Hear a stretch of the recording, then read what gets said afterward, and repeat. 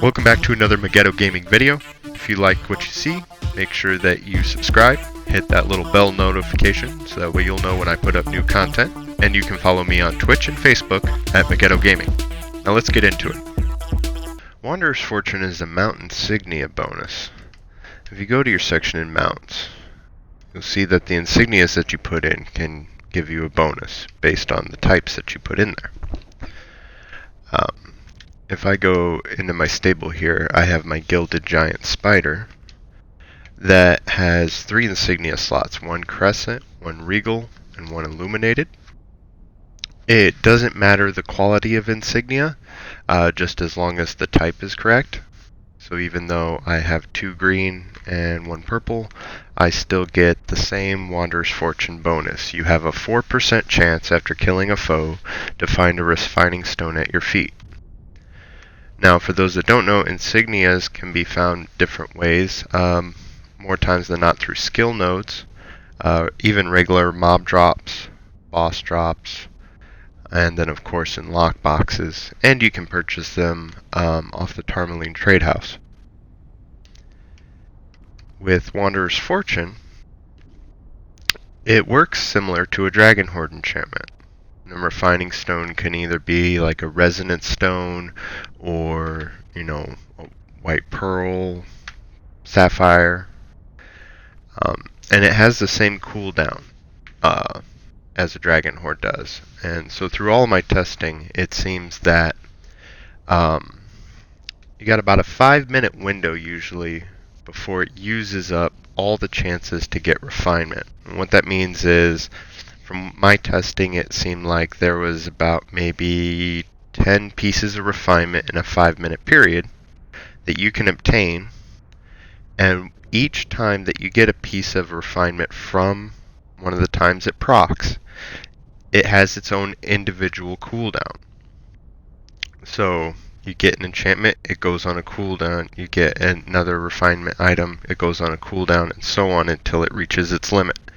Now, once it reaches the limit, you'll see on the screen that it'll pop up saying Wanderer's Fortune has procced, and you actually will not receive anything until the cooldown of one of those original ticks comes off there.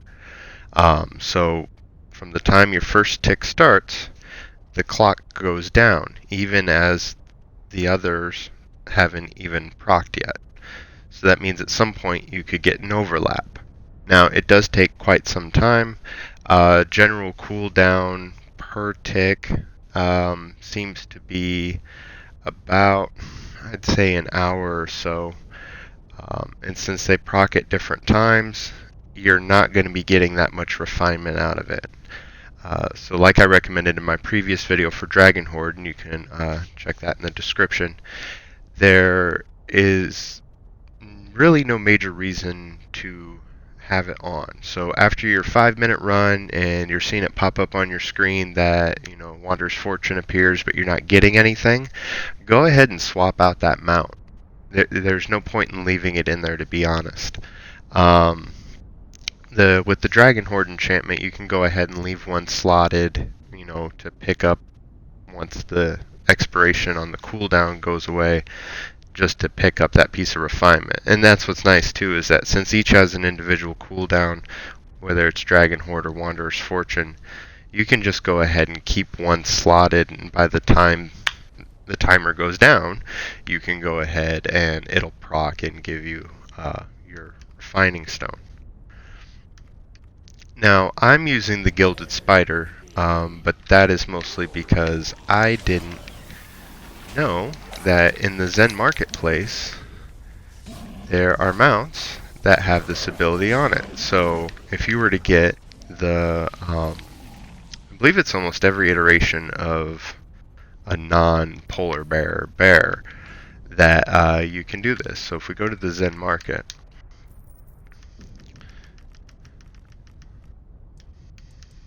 the Armored Bear, if we go in here, has a Crescent, Regal, and a Universal. So you could go ahead and get Wanderer's Fortune that way. And the High Forest Bear don't believe the trained grizzly has that. No. So the high forest bear. Let's check the silverback bear. Illuminate, enlighten. Yeah. So pretty much the high forest bear and the armor bear. So if you purchase these mounts, they're unlocked account wide, so you don't have to get a gilded giant spider or another random mount to get your wanderer's fortune. I usually recommend waiting for a sale, or if you get a coupon in one of your invocation bags to get that. But no, you can get quite a decent amount of refinement just by having that. Now, one thing I will say, and just like with anything in your mounts, is that you do not want to have in your stable the same insignia bonus stacked, because the diminishing return on that is too great. Like, you would get probably like a 0.5% chance added to what you already have, the 4%, if you were to do another mount with Wanderer's Fortune. It's not worth slotting. I would say go ahead, do your 5-minute run. Once it stops once it stops giving you stones when it procs, go ahead and just swap it out back to something that is going to be useful.